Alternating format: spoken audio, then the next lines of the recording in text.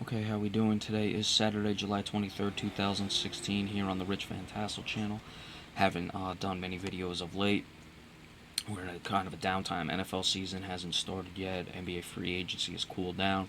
We do have a signing today. Gerald Green signing a one-year deal with the Boston Celtics. Now, normally I wouldn't cover Gerald Green signing with the team, but since it is the Boston Celtics, I will do this. Gerald Green, 30-year-old, just turned 30 at the beginning of this year, so he'll turn 31 during next season.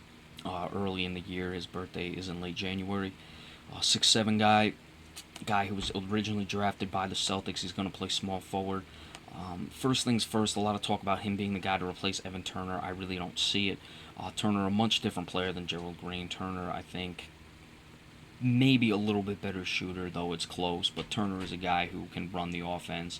He's a little bit better defender than Gerald Green, can handle the ball.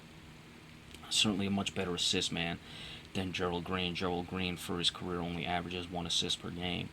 Evan Turner is much better than that, so I don't see that being the situation at all.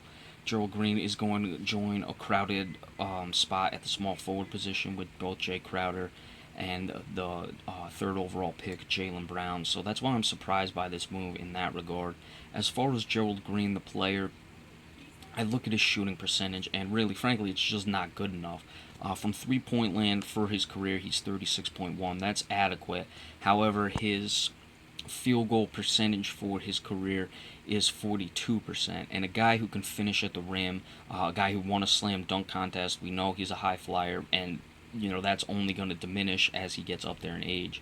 You can probably still do it now, and they have the one-year deal, but certainly even at 30 and turning 31, he's not going to be the same high flyer that he was, 7, 8 years ago. 10 years ago it was he was drafted. So that's why I'm surprised by this one. The Celtics are really in need of some shooting. And Gerald Green is your typical journeyman throughout his career. He's had some good seasons. His second year in Boston, it looked like he was turning things around, averaged 10.4. That was 9 years ago, though. 3 seasons ago, 2013 2014, was the best year of his career. Averaged 15.8 points, shot 40% from three-point land, and just under 45% from the floor. So those were good, but you look at it. Another year, it was after 3 years he was out of the league. He came back, played 31 games with the New Jersey Nets, shot 48%, but under 40% from the floor, averaged 12.9 points per game. So, over the past 3 seasons, yes, he has been better, 15.8, 11.9 in Phoenix, but went down to 8.9 in Miami. Now, his minutes did significantly drop from the Phoenix seasons that he played, 2013 to 2014, when he had the 15.8 and shot 40% from three. Went from just over 28 to 19 and a half. So the numbers really aren't too bad when you look at the point drop off of 4 points. But they went back up last season to 22.6, and his points went down to 8.9.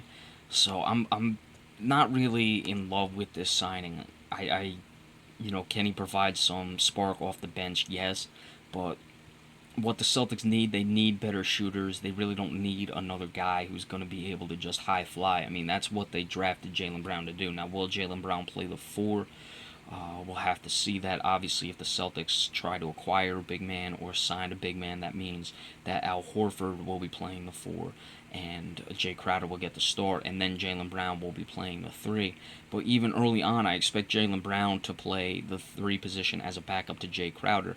So you're basically just getting an older version of Jaylen Brown, a guy who was the third overall pick who you're trying to groom and move into that position. So I'm very surprised by this signing. It really doesn't move the needle for the Celtics at all. I don't think it necessarily hurts them in the other than the sense that Jaylen Brown is not going to be able to develop.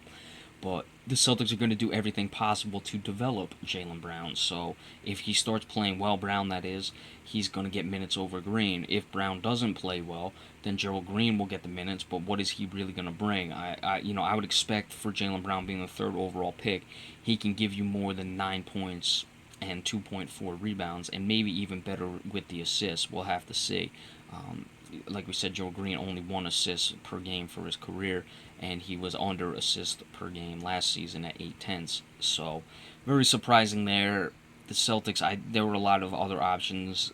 J.R. Smith, who I'm not in love with, though, is a much better shooter, would have filled the need a lot more. So I'm not really, I'm not in love with this one. We'll see what happens, but to me, it's a push at best.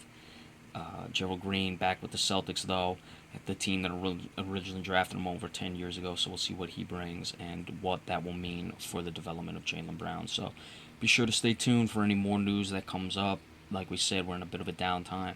NFL season will be starting soon enough, and we will be sure to get into that once it comes around.